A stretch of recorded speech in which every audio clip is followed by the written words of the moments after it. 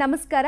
ಸುವರ್ಣ ನ್ಯೂಸ್ನ ಪ್ರೀತಿಯ ವೀಕ್ಷಕರೆಲ್ಲರಿಗೂ ನಿಮ್ಮೆಲ್ಲರ ನೆಚ್ಚಿನ Jaipur gems and jewels Jayanagar ಅರ್ಪಿಸುವ powered by Shashi Arya dish wash bar ಅವರ ಬ್ರಹ್ಮಾಂಡ ನೇರ ಪ್ರಸಾರದ ಕಾರ್ಯಕ್ರಮಕ್ಕೆ ಪ್ರೀತಿಯ ಸ್ವಾಗತ. ನಾನು ಶ್ರುತಿ.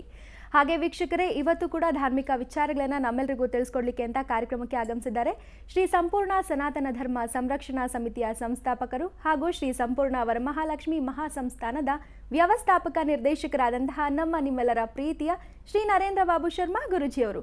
ಬನ್ನಿ ಅವರನ್ನ ಕಾರ್ಯಕ್ರಮಕ್ಕೆ ಸ್ವಾಗತಿಸೋಣ. ಗುರುಜಿ ನಮಸ್ಕಾರ. ಬ್ರಹ್ಮಾಂಡ ಕಾರ್ಯಕ್ರಮಕ್ಕೆ ಪ್ರೀತಿಯ ಸ್ವಾಗತ. ನಮಸ್ಕಾರ ಗುರುಜಿ. ಈಗಾಗಲೇ ಹಲವಾರು ವಿಚಾರಗಳನ್ನು ನಮಗೆ ತಿಳಿಸ್ಕೊಡ್ತಾನೆ ಬಂದಿದ್ದೀರಿ ಪ್ರತಿನಿತ್ಯದ ಕಾರ್ಯಕ್ರಮದಲ್ಲಿ. ಇನ್ನು ಇವತ್ತಿನ ಬ್ರಹ್ಮಾಂಡ ನೇರ ಪ್ರಸಾರದ ಕಾರ್ಯಕ್ರಮದಲ್ಲಿ ಯಾವೆಲ್ಲ ವಿಚಾರಗಳು ನಮಗಾಗಿ ಕಾದಿದೆ ಗುರುಜಿ? ಎಲ್ಲ ವೀಕ್ಷಕ ಬಾಂಧವರಿಗೆ ಪರಿಪೂರ್ಣವಾದ ಸ್ವಾಗತ, ಸುಸ್ವಾಗತ ನಿಮ್ಮೆಲ್ಲರ ಬ್ರಹ್ಮಾಂಡ ಲೋಕಕ್ಕೆ. ಇವತ್ತಿನ ದಿವಸ ಸಾಕ್ಷಾತ್ ಭಗವಂತನಾಗಿರ್ತಕ್ಕಂಥ ಪರಮೇಶ್ವರನ ಕೃಪಾ ಕಟಾಕ್ಷ ಸಾಗರ ಅಂತ ಕರಿತೀವಿ. ಪ್ರದೋಷದ ದಿವಸ, ಗುರುವಾರದ ದಿವಸ ಯಾವ ಕಾಲಕ್ಕೆ ಪ್ರದೋಷ ಬೀಳುತ್ತೋ ನಂದೀಶ್ವರನ ಪೂಜೆಯನ್ನು ಭಾಳ ಶ್ರೇಷ್ಠವಾಗಿ ಮಾಡಬೇಕು ಅಂತ ಹೇಳ್ತೀವಿ. ಆಶ್ಲೇಷ ನಕ್ಷತ್ರ ಅನ್ನೋದು ಭಾಳ ಮುಖ್ಯವಾಗಿರ್ತಕ್ಕಂಥ ವಿಚಾರ. ದ್ವಾದಶಿ ಅಂತಕ್ಕಂಥದ್ದು ಭಾಳ ಮುಖ್ಯವಾಗಿರ್ತಕ್ಕಂಥ ವಿಚಾರ. ದ್ವಾದಶಿ ಅಂದರೆ ಏಕಾದಶಿ ನಂತರ ವಿಶೇಷವಾಗಿರ್ತಕ್ಕಂಥದ್ದು. ಏಕಾದಶಿ ದಿವಸ ಉಪವಾಸ. ದ್ವಾದಶಿ ದಿವಸ ಬೆಳಗಿನ ಜಾವದಲ್ಲಿ ಪ್ರಾತಃ ಕಾಲದಲ್ಲಿ ಕಾಗೆ ಕಾವು ಅನ್ನೋಷ್ಟರಲ್ಲಿ ಬಡದು ತಿಂದ್ಬಿಡಬೇಕು ಅಂತ ಹೇಳ್ತಾರೆ. ಅದಕ್ಕೆ ಪ್ರಾತಃ ಕಾಲ ಇನ್ನೇನು ಸೂರ್ಯೋದಯ ಆಗೋ ಸಮಯದೊಳಗೆ ಇವರು ವಿಶೇಷವಾಗಿ ಊಟ ಉಪಚಾರಗಳನ್ನು ಮುಗಿದೇ ಹೋಗಿರುತ್ತೆ. ಈ ರೀತಿಯಾಗಿ ಏಕಾದಶಿ ಅಂತಕ್ಕಂಥದ್ದು ಸಾಕ್ಷಾತ್ ಮಹಾವಿಷ್ಣು. ದ್ವಾದಶಿ ಎಂದು ಗುರುವಾರ ಬಿದ್ದರೆ ಸಾಕ್ಷಾತ್ ಪರಮೇಶ್ವರನ ಕೃಪಾ ಕಟಾಕ್ಷವಾಗಿರ್ತಕ್ಕಂಥ ದಿನ ಇವತ್ತು ಆ ಪ್ರದೋಷದ ದಿನ ತಾವೆಲ್ಲ ಜ್ಞಾಪಕ ಇಟ್ಕೋಬೇಕು. ಭಾಳ ವಿಶೇಷವಾಗಿರ್ತಕ್ಕಂಥದ್ದು ನಂದೀಶ್ವರನ. ಇಡೀ ಜಗತ್ತಿಗೆ ಮೊದಲೇ ಹೇಳಿದ ಹಾಗೆ ಅವನು ನಿದ್ರಾವಸ್ಥೆಯಲ್ಲಿರ್ತಾನೆ ಪರಮೇಶ್ವರನು. ಆ ನಿದ್ರಾವಸ್ಥೆಯಲ್ಲಿದ್ದಾಗ ಸರ್ವಶಕ್ತಿಯನ್ನು ನಂದೀಶ್ವರನಿಗೆ ಕೊಟ್ಟಿರ್ತಾನೆ. ಅದಕ್ಕೆ ಹುಲ್ ತಿಂತೀಯ ಬಸವ ಅಂದರೆ ಹ್ಞೂ ಅನ್ನತ್ತೆ, ಊಟ ಮಾಡ್ತೀಯ ಬಸವ ಅಂದರೆ ಹ್ಞೂ ಅಂತಂದರೆ ನಂದೀಶ್ವರನ ಯಾರು ಪ್ರದೋಷ ದಿವಸ ಪೂಜೆ ಮಾಡ್ತೀರೋ ನೀವು ಕೇಳಿದ್ದೆಲ್ಲ ಹ್ಞೂ ಅಂಥೇಳಿ ನಿಮ್ಮ ಕಾರ್ಯಗಳೆಲ್ಲ ಸಿದ್ಧಿಯನ್ನು ಮಾಡ್ತಾನೆ. ಆ ನಂದೀಶ್ವರನ ಪೂಜೆಯನ್ನು ವಿಶೇಷವಾಗಿ ನಾವು ಉಜ್ಜಯಿನಿ ಮಹಾಕಾಳೇಶ್ವರದಲ್ಲಿ ನೋಡಬೇಕು. ಸಾಕ್ಷಾತ್ ನಾವೆಲ್ಲ ಕೈಲಾಸದಲ್ಲಿರ್ತೀವಿ ಅನ್ನೋ ಅಂತ ಒಂದು ರೋಮಾಂಚನವಾಗುತ್ತೆ.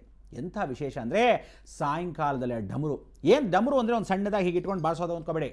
ಸುಮಾರು 2.5 ಅಡಿ ಆ ಡಮರುನ ಅವನು ಹಾಗೆ ಬಾರಿಸ್ತಾನೆ. 2 ಕೈಲಿ ಇಟ್ಕೊಂಡು ಏನು ಆನಂದವಾಗತ್ತೆ ಅಂತೀರ. ಅದೆಲ್ಲ ನೋಡಿದಾಗ ಅನುಭವ ಆಗತ್ತೆ. ಭಸ್ಮಾಂತಕಂ ಇದಂ ಶರೀರಂ ಅಂತ ಹೇಳಿ ಆ ಭಸ್ಮವನ್ನು ಹಾಕ್ತಕ್ಕಂಥ ವಿಚಾರ ಏನು ಅಂದರೆ ವಾಯುರನಿಲಂ. ಜ್ಞಾಪಕ ಇಟ್ಕೊಳ್ಳಿ. ವಾಯುರನಿಲಂ ಅಮೃತಂ ಅಭೇದಂ ನಿಶ್ಚಲಂ ಭಸ್ಮಾಂತಕಂ ಇದಂ ಶರೀರಂ. ಈ ಶರೀರ ಭಸ್ಮಕ್ಕೆ ಹೋಗೋದು ಖಚಿತ ಅನ್ನೋದನ್ನು ಮೊದಲಾಗಿ ನಾವು ಮೊದಲೇ ಹಾಕೊಂಡ್ಬಿಡ್ತೀವಿ. ಆದಿ ಅಂತ್ಯ ಮಧ್ಯ ಸ್ವರೂಪೇಣ ಸಾಕ್ಷಾತ್ ಪರಮೇಶ್ವರ ಕೃಪಾಕಟಾಕ್ಷ ಸಾಗರ ಅಂತ. ಆ ಪರಮೇಶ್ವರ ಕೃಪಾಕಟಾಕ್ಷವನ್ನು ಹೊಂದ್ಕೊಳ್ತಕ್ಕಂಥ ಆ ಭಸ್ಮವನ್ನು ಲೇಪನೆ ಮಾಡ್ಕೊಳ್ತಕ್ಕಂಥ ವಿಚಾರವನ್ನು ಸಾಯಂಕಾಲದಲ್ಲಿ ಪ್ರಾತಃ ಕಾಲದಲ್ಲಿ ಪ್ರತಿನಿತ್ಯ ಎಲ್ಲರೂ ಹಾಕ್ಕೊಂಡ್ರೆ ಬಹಳ ಉತ್ತಮ. ಕೆಲವರೆಲ್ಲ 3 ಪಟ್ಟೆ ಹಾಕ್ಕೋಬೇಕು ಅಂತ ಏನಿಲ್ಲ. ದೇಹಕ್ಕೆ ಯಾವ ಕಾಲಕ್ಕೂ ಹಣೆ ಮೇಲೆ ಹಣೆ ಬರದ ಹಾಗೆ ಯಾವತ್ತೂ ತಿಳ್ಕೊಳ್ಳಿ. ಬರೀ ಹಣೆಯಲ್ಲಿದ್ದರೆ ಹೆಣಕ್ಕೆ ಸಮಾನ ಅಂತ ಪ್ರತಿಯೊಬ್ಬ ವ್ಯಕ್ತಿ, ಹೆಂಗಸರಾಗಲಿ ಗಂಡಸರಾಗಲಿ ಯಾರೋ ಬರೀ ಹಣೆಯಲ್ಲಿ ಇರಲೇಬಾರ್ದು. ಸ್ವಲ್ಪನಾದರೂ ಕುಂಕುಮವನ್ನು ಧರಿಸಬೇಕು. ಹೆಣ್ಣು ಮಕ್ಕಳು ಕುಂಕುಮವನ್ನು ಧರಿಸಿದ್ರೆ ಪರಪುರುಷ ಕಾಮದೃಷ್ಟಿ ಬೆಳೆದಿದ್ದ ಹಾಗೆ ಆ ರಕ್ಷಣೆ ಕೊಡುತ್ತೆ, ಉದುರು ಹೋಗುತ್ತೆ. ಸುಮ್ಮನೆ ಹಾಗೆ ಸ್ಟಿಕ್ಕರ್ ಹಾಕ್ಕೊಂಡಿದ್ರೆ ಸ್ಟಿಕ್ಕರ್ ಉದುರು ಹೋದರೆ ಯಾವ ಕಾಲಕ್ಕೂ ಹಣೆಯ ಮೇಲೆ ಕುಂಕುಮ ಇರೋದಿಲ್ಲ. ಅದೇ ರೀತಿಯಾಗಿ ಗಂಡಸರಿಗೆ ಯಾವ ಕಾಲಕ್ಕೂ ಹಣೆಯಲ್ಲಿ ಇಟ್ಕೊಳ್ಳದೆ ಹೋದರೆ ಯಾವ ಕಾಲಕ್ಕೂ ಮೃತ್ಯು ಹೊರಭಾಗದಲ್ಲಿ ಯಾವ ರೀತಿ ಎದ್ದಿರ್ತೀವೋ ಗೊತ್ತಿಲ್ಲ. ಬೆಳಗಿನ ಜಾವದಲ್ಲಿ ರಕ್ಷಣೆನ ಕೊಡೋದು ದೇವತೆಯಲ್ಲಿ ಇರತಕ್ಕಂಥ ಆ ಕುಂಕುಮ ರಕ್ಷೆ. ಅದಕ್ಕೆ ಆಜ್ಞಾಚಕ್ರ ಅಂತ ಕರಿತೀವಿ. ಮೂಲಾಧಾರ, ಸ್ವಾಧಿಷ್ಠಾನ, ಮಣಿಪುರ, ಅನಾಹತ, ವಿಶುದ್ಧಿ, ಆಜ್ಞಾಚಕ್ರದಲ್ಲಿ ಸಾಕ್ಷಾತ್ ಭಗವತಿ ಕೃಪಾಕಟಾಕ್ಷದಲ್ಲಿ ಕಾಲ ಮೇಲೆ ಕಾಲು ಹಾಕ್ಕೊಂಡು ಚಕಾಮಾಟ್ಲ ಹಾಕ್ಕೊಂಡಿರತಕ್ಕಂಥ ಜಗದ್ಮೋಹಿನಿ ಲಲಿತಾ ತ್ರಿಪುರ ಸುಂದರಿ ಕೂತಿರ್ತಾಳೆ. ಆ 2 ಹುಬ್ಬಿನ ಮಧ್ಯಭಾಗದಲ್ಲಿ ಯಮಧರ್ಮರಾಜನು ವಿರಾಜಮಾನೋ ಕೂತಿರ್ತಾನೆ. ಅದಕ್ಕೆ ನಾವು ಏನು ಮಾಡ್ತೀವಿ, ಹೋಮದ ರಕ್ಷೆಯನ್ನು ಎಲ್ಲ ಹೋಮಕ್ಕೂ ಹೋಗಿರ್ತೀವಿ ಅಂತ ಇಟ್ಕೊಳ್ಳಿ. ಆ ರಕ್ಷೆಯನ್ನು ತಗೊಂಬಂದು ಶೇಖರಣೆ ಮಾಡ್ಕೊಂಡು ಒಂದು ಡಬ್ಬಿಲಿ ಇಟ್ಕೊಂಡಿರ್ಬೇಕು. ಆ ರಕ್ಷೆನ ಇಟ್ಕೊಂಡು 2 ಹುಬ್ಬಿನ ಮಧ್ಯೆ ಇರತಕ್ಕಂಥ ಕುಂಕುಮವನ್ನು ಹಾಕ್ಕೊಂಡ್ರೆ ಬಹಳ ವಿಶೇಷವಾಗಿರುತ್ತೆ. ಈ ಥರ ಕುಂಕುಮವನ್ನು ಹಾಕ್ಕೊಳ್ತಕ್ಕಂಥ ವಿಚಾರವನ್ನು 2 ಹುಬ್ಬಿನ ಮಧ್ಯದಲ್ಲಿ ಹಾಕ್ಕೊಳ್ಳೇಬಾರ್ದು. ಆವತ್ತು ಕಪ್ಪನ್ನು ಮಾತ್ರ ಇಟ್ಕೋಬೇಕು, ರಕ್ಷೆನ ಇಟ್ಕೋಬೇಕು. ಅದರ ಮೇಲೆ ಕುಂಕುಮ ಇರಬೇಕು. ಕೆಲವರೆಲ್ಲ ಕುಂಕುಮ ಹೀಗೆ ಇಟ್ಕೊಂಡು ಮೂಗ್ ಮೇಲೆ ಬಂದುಬಿಟ್ಟಿರ್ತಾರೆ. ಅದೇನು ಮೂಗ್ ಮೇಲೆ ಇಟ್ಕೊತಿರೋ, ಕಪಿಗಳು ಮಾತ್ರ ಮೂಗ್ ಮೇಲೆ ಇಟ್ಕೊಳ್ಳೋದು. ಜ್ಞಾಪಕ ಇಟ್ಕೊಳ್ಳಿ. ಅದಕ್ಕೆ ಆಂಜನೇಯ ಏನು ಮಾಡ್ತಾನೆ, ನಮ್ಮನ್ನು ಇಲ್ಲಿಂದ ಅಲ್ಲಿವರೆಗೂ ಹೇಳ್ಕೊಂಡಿರ್ತಾನೆ. ರತ್ನ ತಿಲಕ ಧಾರ ಸ್ವರೂಪ. ಯಮನ ಕೆಳಭಾಗದಲ್ಲಿ ಗಂಧರ್ವ ವಾಸವಾಗಿರ್ತಾರೆ. ಅದಕ್ಕೆ ಮೂಗಿನ ಮೇಲೆ ಗಂಧರ್ವ ವಾಸವಾಗಿರ್ತಾರೆ. ಆ ಗಂಧರ್ವರಿಗೆ ಯಾವತ್ತಾದರೂ ಕೋಪ ಬಂದ ಪಕ್ಷದಲ್ಲಿ ಕೆಲವರು ಹೇಳ್ತಾರೆ ಮೂಗಿನ ಮೇಲೆ ಕೋಪ ಇರುತ್ತೆ, ಹುಷಾರ್ ಅಂತೀವಲ್ಲ, ಆ ಮೂಗಿನ ಮೇಲೆ ಗಂಧರ್ವ ದೇವತೆಗಳು ವಾಸವಾಗಿರ್ತಾರೆ. ಅವರಿಗೆ ಆ ರಕ್ತ ತಿಲಕವನ್ನು ಹಾಗೇ ಮೇಲೆ ಎಳ್ಕೊಂಡು ಹೋಗಬೇಕು. ಅದಕ್ಕೆ ಕಪಿಶ್ರೇಷ್ಠಗಳು ಯಾರ್ಯಾರು ಹೋದ ಜನ್ಮದಲ್ಲಿ ಇರ್ತೀರೋ ಅವರೇ ಆ ಮೂಗ್ ಮೇಲೆ ಕುಂಕುಮನ ಇಟ್ಕೊಳ್ಳೋದು, ಹಣೆಯ ಮೇಲ್ಭಾಗ ಇಟ್ಕೋಬೇಕು. ನೀವು ನೋಡ್ಬೋದು ಆ ಕಾಲದಿಂದ ಈ ಕಾಲದಲ್ಲಿ ಎಷ್ಟೋ ಹೆಣ್ಣುಮಕ್ಕಳು ನಾಕಾಣಿ ಭಾಗದಲ್ಲಿ ಕುಂಕುಮ ಇಟ್ಕೊಳ್ಳೋರು, ಅದಾದಮೇಲೆ ಸ್ವಲ್ಪ ಒಂದು 8 ಭಾಗ ಇಟ್ಕೊಳ್ಳೋರು, ಕೆಲವರಂತೂ ₹1 ಭಾಗ್ಯದಲ್ಲಿ, ಕೆಲವರೆಲ್ಲ ರಾಮ್ ಟಂಕಿ ಅಂತಿತ್ತು, ಅಂದರೆ ಆ ಕಾಲದಲ್ಲಿ ದೊಡ್ಡ ನಾಣ್ಯ ಅಷ್ಟಾಗಲ ಕುಂಕುಮ ಇಟ್ಕೊಳ್ಳೋರು. ದೀರ್ಘ ಸುಮಂಗಲಿ ಭವ ಅಂತ ಎಷ್ಟು ಕುಂಕುಮನ ಹಣೆ ಮೇಲೆ ವಿಶೇಷವಾಗಿ ಇಟ್ಕೊತೀರೋ ಆಡಂಬರ ಅಂದ್ಕೊಳ್ಳೇಬಾರ್ದು. ಅವಳಿಗೆ ಯಾವತ್ತೂ ಆಯುಸ್ಸು ಅಭಿವೃದ್ಧಿ, ಅವರ ಯಜಮಾನರಿಗೂ ಆಯುಸ್ಸು ಪೂರ್ತಿ ಅನುಗ್ರಹ ಸಿದ್ಧಿ ಅಂತ. ಅದಕ್ಕೋಸ್ಕರ ನೀವು ಮಾಡಬೇಕಾದಿಷ್ಟೇ, ವಿಶೇಷವಾಗಿರ್ತಕ್ಕಂಥದ್ದು ಭಸ್ಮವನ್ನು ಹಾಕ್ಕೊಂಡ್ರೆ ಈ ಜಾತಿಯವನು, ಮೇಲ್ಜಾತಿಯವನು, ಕೀಳ್ಜಾತಿಯವನು ಅಂತ ಯಾವ ಜಾತಿಯ ವರ್ಗದವರೆಗೂ ಆ ಹಣೆ ಮೇಲೆ ಹಾಕ್ಕೊಂಡ್ರೇ ಸೂಚಿಸುತ್ತೆ ಅನ್ನೋದಲ್ಲ. ನಿಮ್ಮ ಹಣೆ ಬರವನ್ನು ಭಗವಂತ ಬರೆದಿರ್ತಕ್ಕಂಥ ಈ ದೇಹ ಭಸ್ಮವಾಗೋಕ್ಕೆ ಮೊದಲು ಶಿಸ್ತುಬದ್ಧವಾಗಿ ಹಣೆಯ ಮೇಲೆ ಇರ್ತಕ್ಕಂಥ ಕುಂಕುಮನ್ನು ಯಾವ ರೀತಿಯಾದರೂ ಯಾವ ಅಲಂಕಾರ ಸ್ವರೂಪದಲ್ಲಾದರೂ ಹಣೆಗೆ ಕುಂಕುಮ ಇಲ್ಲದೆ ಹೆಂಗಸರು ಹೋಗಬಾರ್ದು.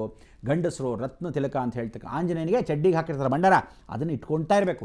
ಗಂಡು ಮಕ್ಕಳು ಯಾವತ್ತು ತಿಳ್ಕೊಳ್ಳಿ, ಅಕಸ್ಮಾತ್ ಸ್ಟಾಕ್ ಇಲ್ಲದೆ ಇದ್ದರೆ ಮೊದಲೇ ಹೋಗ್ಬಿಟ್ಟು ದೇವಸ್ಥಾನದಲ್ಲಿ ನೀವು ಆ ರೀತಿಯಾಗಿರ್ತಕ್ಕಂಥ ವೀಳ್ಯದೆಲೆಯನ್ನು ತರಬೇಕು. ವೀಳ್ಯದೆಲೆಯನ್ನು ತಗೊಂಡು ಆ ರತ್ನ ತಿಲಕವನ್ನು ಅಂದರೆ ಕೇಸರಿಲಿ ಮಾಡಿರ್ತಕ್ಕಂಥ ಆಂಜನೇಯನ ಚಡ್ಡಿಗೆ ಭಂಡಾರ ಹಾಕಿರ್ತಾರ, ಆ ಭಂಡಾರವನ್ನು ತಂದು ಇಟ್ಕೊಂಡಿರಿ. ಫ್ರಿಡ್ಜಲ್ಲಾದರೂ ಇಟ್ಕೊಳ್ಳಿ, ಪಕ್ಕದಲ್ಲಾದರೂ ಇಟ್ಕೊಳ್ಳಿ, ಒಣಗ್ತಾ ಸ್ವಲ್ಪ ನೀರಾಗೋ ಎಣ್ಣೆ ಹಾಕೊಂಡು ಕಲಿಸ್ಕೊಂಡು ಹಾಗೆ ಇಟ್ಕೊಳ್ಳಿ.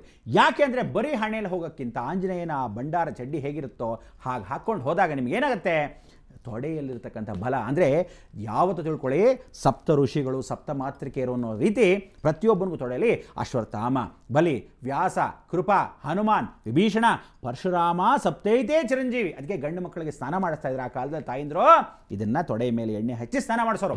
ಈ ಕಾಲದಲ್ಲ, ಯಾವ ಕಾಲಕ್ಕೂ ಚಡ್ಡಿಗಳು ಹಾಕೊಂಡು ಹೋಗ್ತಾರೆ. ಏನು ಹೇಳ್ತಾರೆ, ತೊಡೆಯನ್ನು ಯಾವ ಹೆಣ್ಣು ಮಕ್ಕಳು ನೋಡಬಾರ್ದು. ನೀವೇನು ಮಾಡ್ತೀರಾ ಇವತ್ತಿನ ದಿವಸ, ಆ ಬರ್ಮುಡಾ ಚಡ್ಡಿ 3/4 ಅಂತ ಹಾಕ್ಕೊಂಡ್ರೆ ಮುಚ್ಕೊಂಡಂಗಿರುತ್ತೆ, ಮೇಲೆ ಹಾಕ್ಕೊಂಡ್ರೆ ಹೇಗೆ ಕಡುತ್ತೆ. ಅದಕ್ಕೆ ಆಯುಸ್ಸು ಏನಾಗುತ್ತೆ, ಕ್ಷೀಣವಾಗ್ತಾ ಹೋಗುತ್ತೆ. ಏನೋ ಕಷ್ಟಗಳು, ಯಾವತ್ತೋ ಬೀಳ್ತಾನೆ, ಎಡು ಬೀಳ್ತಾನೆ. ರಾಹು ಎಂಟ್ರಿ ಆದಾಗ ತೊಡೆಯನ್ನು ತೋರಿಸ್ಬಾರ್ದು. ಅದಕ್ಕೆ ಕೃಷ್ಣ ಪರಮಾತ್ಮ ಹೇಳ್ತಾನೆ, ಯಾವತ್ತು ದುರ್ಯೋಧನನಿಗೆ ಆ ತೊಡೆಯನ್ನು ಭೀಮಾ ತಟ್ಟು ಅಂತಾನೆ. ಅದಕ್ಕೆ ತೊಡೆಯಲ್ಲಿರ್ತಕ್ಕಂಥ ಪ್ರಾಣವನ್ನು ಮೂಲಾಧಾರ ಯಾವತ್ತು ಕ್ಷೇಮವಾಗಿರಬೇಕು, ಯಾವ ಕಾಲಕ್ಕೂ ಯಾರಿಗೂ ತೋರಿಸಬಾರ್ದು ಅನ್ನೋದೇ ಆ ಕಾಲದಿಂದ ತಾಯಿಂದ್ರು ಸ್ನಾನ ಮಾಡಿಸುವಾಗ ತೊಡೆಯ ಮೇಲೆ ಅಶ್ವತ್ಥಾಮ, ಬಲಿ, ವ್ಯಾಸ, ಕೃಪಾ, ಹನುಮಾನ್, ವಿಭೀಷಣ, ಪರಶುರಾಮ ಸಪ್ತೈತೆ ಚಿರಂಜೀವಿ ಅಂತ ಆಶೀರ್ವಾದ ಮಾಡ್ತಿದ್ರು. ಆಗ ಇವತ್ತಿಗೆಲ್ಲ ಆ ಕಾಲದಿಂದ ಗಂಡು ಮಕ್ಕಳಿಗೆ ಶ್ರೇಯಸ್ಸು ಆ ರೀತಿ. ಅದಕ್ಕೆ ನೀವು ಆಂಜನೇಯನ ತೊಡೆಯ ಮೇಲೆ ಇರತಕ್ಕಂಥ ರಕ್ಷಣೆ ಹಣೆಗಿಟ್ಕೊಂಡ್ರೆ ಪೂರ್ಣ ಆಯುಸ್ಸು. ಅದಕ್ಕೋಸ್ಕರ ಪ್ರದೋಷದ ದಿವಸ ಹಣೆಗೆ ವಿಭೂತಿಯನ್ನು ಧರಿಸ್ಕೊಳ್ಬೇಕು. ವಿಶೇಷವಾಗಿ ಬೇರೆ ದಿವಸಗಳಲ್ಲಿ ಬೆಳಗ್ಗೆ ಹೊತ್ತೆಲ್ಲ ಆಂಜನೇಯನ ಭಂಡಾರವನ್ನು ಧರಿಸಬೇಕು. ಹೆಣ್ಣು ಮಕ್ಕಳು ನಿತ್ಯ ಸುಮಂಗಲಿಯಾಗಿರ್ತಕ್ಕಂಥವ್ರು ಯಾವತ್ತೂ ಯಜಮಾನರಿಲ್ಲದೆ ಹೋಗಲಿ, ಪ್ರತಿಯೊಂದು ಹೆಣ್ಣು ಮಕ್ಕಳು ಕುಂಕುಮವನ್ನು ಧರಿಸಬೇಕು. ಆ ಪ್ರದೋಷ ದಿವಸ ನಂದೀಶ್ವರ ಏನು ಮಾಡ್ತಾನಂತೆ, ನಾರದೇಶ್ವರ ಬಂದು ಕೈಲಾಸದಲ್ಲಿ ಹುಡುಕ್ತಾ ಇರ್ತಾನಂತೆ. ನಾರಾಯಣ ನಾರಾಯಣ ಅಂತ ಪರಮೇಶ್ವರ ಎಲ್ಲಿರ್ತಾನೆ, ವಂದೇ ಶಂಭುಮಾಪತಿಂ ಸುರಗುರುಂ ವಂದೇ ಜಗತ್ಕಾರಣಂ ವಂದೇ ಪನ್ನಗಭೂಷಣಂ ಮೃಗಧರಂ ವಂದೇ ಪಶುನಾಂ ಪತಿಂ ವಂದೇ ಸೂರ್ಯ ಶಶಾಂಕ ವಂದಿನಯನಂ ವಂದೇ ಮುಕುಂದ ಪ್ರಿಯಂ ವಂದೇ ಭಕ್ತಜನಾಶ್ರಯಂಚ ವರದಂ ವಂದೇ ಶಿವಂ ಶಂಕರಂ ಅಂತ ಹಾಡು ಹೊಗಳ್ತಾ ಇರ್ಬೇಕಾದ್ರೆ ಶಂಕರ ಕಾಣ್ತಾ ಇಲ್ಲ. ಏನು ಮಾಡ್ತಾನೆ, ಹಾಗೆ ಹೀಗೆ 300 ಮುಕ್ಕೋಟಿ ದೇವತೆಗಳೆಲ್ಲ ಹುಡುಕ್ತಾರೆ, ಕಾಣೋದಿಲ್ಲ. ಆ ಪ್ರದೋಷದ ದಿವಸ ನಂದೀಶ್ವರನ 2 ಕೊಂಬಿನ ಮಧ್ಯದಲ್ಲಿ ನಾಟ್ಯವಾಡ್ತಿರ್ತಾರೆ ಪಾರ್ವತಿ ಪರಮೇಶ್ವರ. ಅದಕ್ಕೆ ಇವತ್ತು ನಾವು ಈಶ್ವರನ ದರ್ಶನ ಮಾಡಬೇಕಾದ್ರೆ ಕೊಂಬಿನ ಮಧ್ಯಭಾಗದಲ್ಲಿ ಹೀಗೆ ನೋಡಿ ಆ ದರ್ಶನವನ್ನು ಮಾಡಿದಾಗ ಸಾಕ್ಷಾತ್ ಪರಮೇಶ್ವರನ ಅನುಗ್ರಹವಾಗುತ್ತೆ. ಅದಕ್ಕೆ ಪ್ರದೋಷದ ದಿವಸ ನೀವು ಮಾಡಬೇಕಾದಿಷ್ಟೇ, ವಿಶೇಷವಾಗಿರ್ತಕ್ಕಂಥ ಅವತ್ತಿನ ದಿವಸ ಉಪವಾಸವನ್ನು ಸಾಯಂಕಾಲದಲ್ಲಿ ಯಾವ ಕಾಲಕ್ಕೂ ಫಲಹಾರಗಳನ್ನು ಮಾತ್ರ ಸ್ವೀಕರಿಸಬೇಕು. ಮೊದಲಾಗಿ ಬಿಲ್ವಪತ್ರೆ ಅರ್ಚನೆಯನ್ನು ಮನೆಯಲ್ಲಿರ್ತಕ್ಕಂಥ ಈಶ್ವರನಿಗೆ ಸ್ವಲ್ಪ ಮಟ್ಟಿಗಾದರೂ ಹಾಕಬೇಕು. 3 ದಳ ಪುಷ್ಪವನ್ನು ಪರಿಪೂರ್ಣವಾಗಿ ಹಾಕಿದಾಗ ಅನುಗ್ರಹ ಚಿಂತನೆ ಸಿಗುತ್ತೆ. ಇಂಥ ಒಂದು ಚಿಂತನೆ ನೀವು ಮಾಡ್ತಾ ಇರಿ. ಬಂದೆ ಗುರುಜಿ, ಈಗಂತೂ ಹಣೆಗೆ ಕುಂಕುಮ ಇಡೋದು ಕೂಡ ಒಂದು ರೀತಿ ಫ್ಯಾಷನ್ ಆಗಿದೆ ಅಂತಲೇ ಹೇಳಬಹುದು. ಆ ಕುಂಕುಮದ ಮಹತ್ವ ಎಂಥದ್ದು ಅನ್ನೋದನ್ನು ತಿಳಿಸ್ಕೊಟ್ಟಿದ್ದೀರಿ. ವೀಕ್ಷಕರೇ, ಇನ್ನು ಮತ್ತಷ್ಟು ವಿಚಾರಗಳನ್ನು ನಾವೆಲ್ಲರೂ ತಿಳ್ಕೊಳ್ಳೋಣ.